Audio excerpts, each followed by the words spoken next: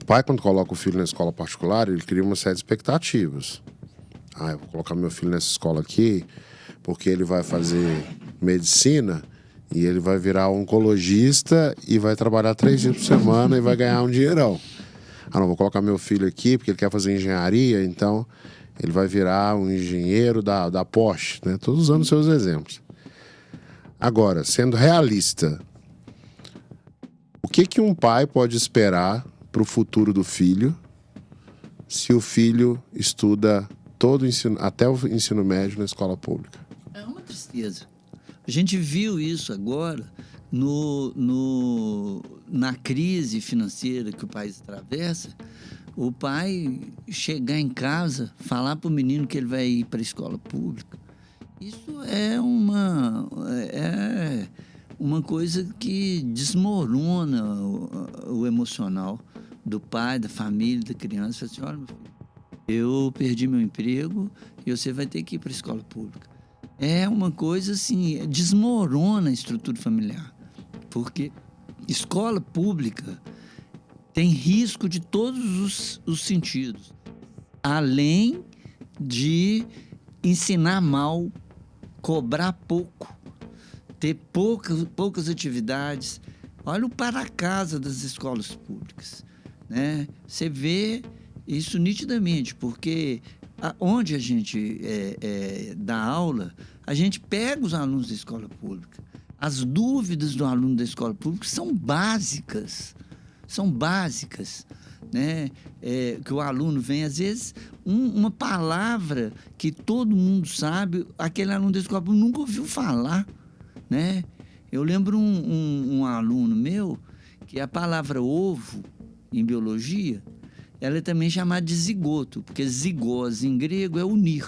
Como é um espermatozoide mais o óvulo, a união dos dois forma o zigoto, né? Que é a união, né? E eu tive um aluno que veio da escola pública. Esse menino era tão pobre.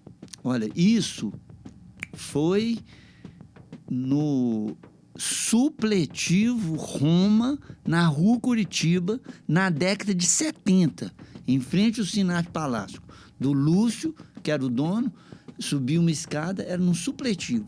E esse menino chegou lá, eu escrevi no quadro, ovo, zigoto.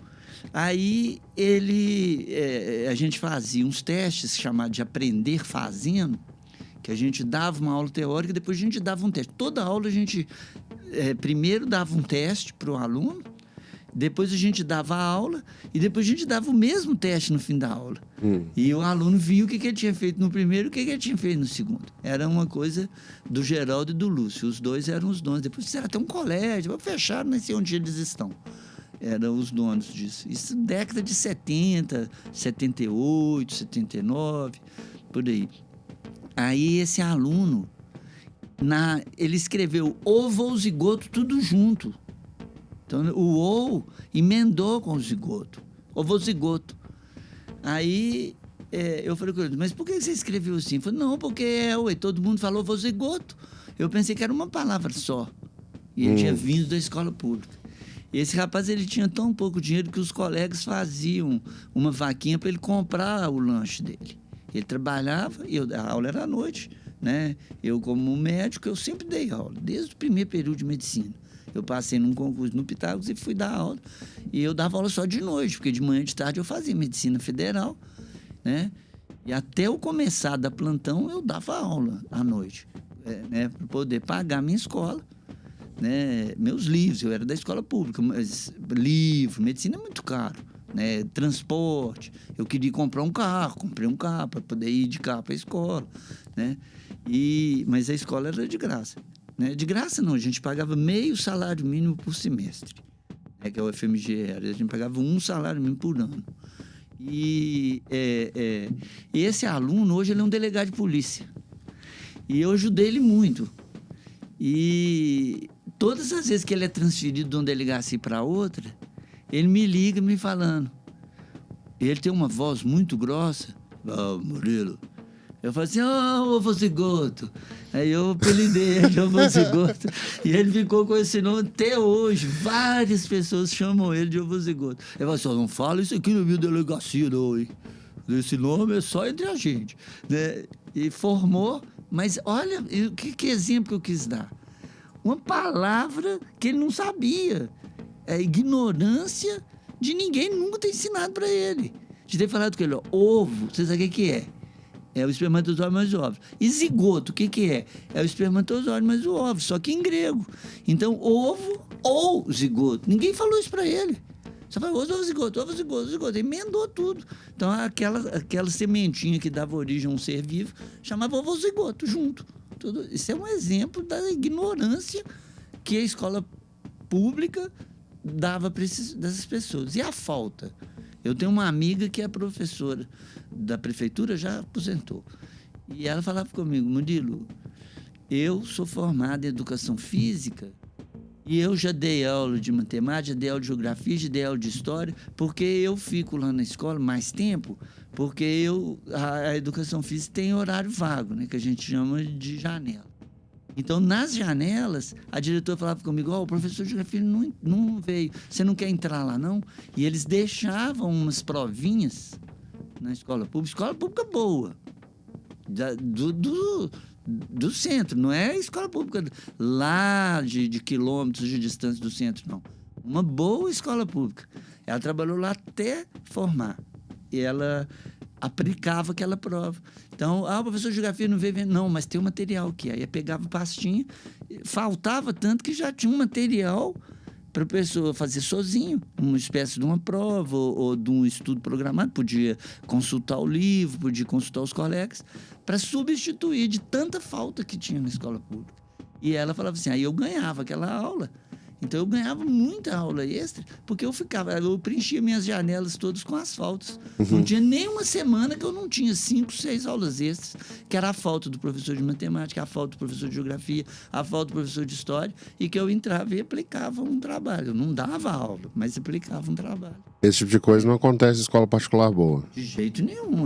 O Vinícius, que foi diretor de escola particular, o que acontece quando o cara faz isso? Eu tive alguns amigos, né, que trabalhavam na escola particular e na escola pública. E é engraçado ver o comportamento deles em relação a isso, né? Então, por exemplo, às vezes o cara tinha uma gripe, entendeu? Ele ia gripado para a sala de aula na escola particular, mas ele arrumava um atestado e não dava aula na escola pública. Entendeu? Então, tipo assim, você percebia nitidamente o comportamento dele na escola particular e o comportamento dele na escola pública. O mesmo profissional, a mesma gripe, né? Ou seja, aquela gripe habilitava ele para dar aula na escola particular, mas não habilitava ele para dar aula na escola pública. E qual que era a principal diferença? A escola pública não ia fazer nada. Ou seja, ele ia entregar o atestado, a escola ia catar aquele atestado, ele ia receber aquele valor e acabou, né? A escola particular ia começar a contar quantas vezes que a cara adoecia ao longo do ano, entendeu? E se esse cara era um cara que faltava muito, que apresentava muito atestado e tudo mais, ele ia ser mandado embora. Entendeu? Porque ele era um profissional que não rendia para a escola, né? Ele estava sempre apresentando atestado e tudo mais, então não valia a pena manter um profissional desse. E ele sabia disso. Ele sabia que se ele apresentasse, né, 1, 2, 3, 4 atestados ao longo do ano, que ele ia ser mandado embora. No ano seguinte ele estava fora. Ele estava fora. Mas vocês fugiram um pouquinho da minha pergunta. Então eu vou voltar. Vamos voltar, então. Imagina que eu, pai, tenho lá as minhas filhas e vou colocar elas na escola pública. Elas vão fazer até o ensino médio na escola pública. O que eu posso esperar para o futuro das minhas filhas se elas fizerem só escola pública? Acho que elas vão ter muita dificuldade de ser provadas nos vestibulares, de seguir o estudo. Vão perder muito o interesse pela leitura, o interesse pelo estudo, porque a escola pública ela é tão fácil que eles passam sem estudar. E sem estudar não passa numa universidade boa.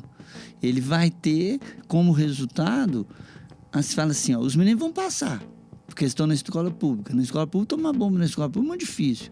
Então, eles vão passar e vão chegar e vão ficar aí. 3, 4 anos, ele pagando o que ele não pagou na escola particular, ele pagando de um pré-vestibular, de um curso online. Ele vai ter que fazer tudo aquilo que o aluno não aprendeu, o aluno vai ter que aprender, senão ele não vai passar no vestibular que ele quer. Se ele tiver condição financeira para isso, né? Porque tem isso também, né? Ou seja, o que o Murilo está falando é assim, o buraco que aconteceu lá atrás tem que ser coberto em algum momento, entendeu? Então, o que ele está dizendo é, a escola pública não te entregou alguma coisa, então você vai ter que buscar um cursinho para poder cobrir aquilo que não foi dado para o aluno na escola pública. Só que a questão é, beleza, mas a família tem condição de arcar com um cursinho caro, né? Para que o menino possa fazer 1, 2, 3 anos de cursinho? A gente vê muito, Vinícius, ele não tem, a família não tem mas esse menino chega a 17, 18 anos, ele arranja subempregos e usa o dinheiro do subemprego para pagar um cursinho no sonho de uma universidade pública. Quantas vezes você vê menino que está ali 3, 4 anos fazendo um curso e estudando, gastando o que ele não tem, mal ele é para comer, o que sobra, o resto tudo ele investe num cursinho considerado médio ou bom e acaba não passando, porque não tem tempo de estudar, fica trabalhando para poder pagar. Quantos assim que eu já vi, que você já viu? E vai lá num cursinho caro, num cursinho bom, os cursinhos bons que a gente deu aula, os melhores, a gente vê menino lá que trabalha.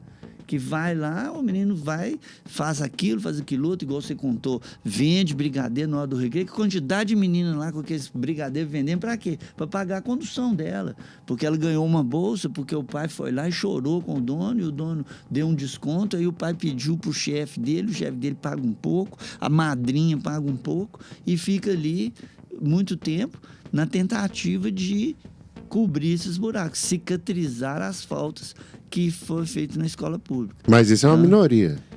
É uma minoria. É uma minoria. Mas e quem não faz isso? Não passa.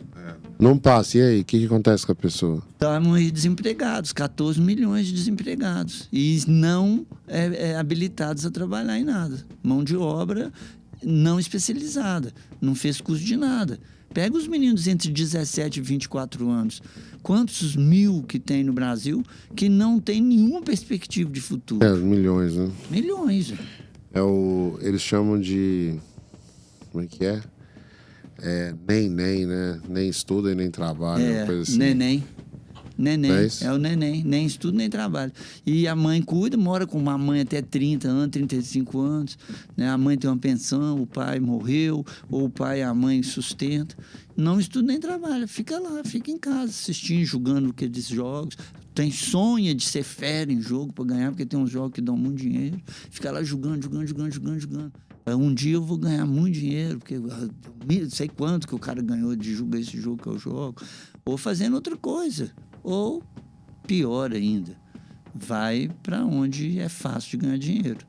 Vai para o tráfico, né? Tem esse caso Mas aí a pessoa nem chega, às vezes, na vida adulta, né? Ela morre no meio do caminho. Antes.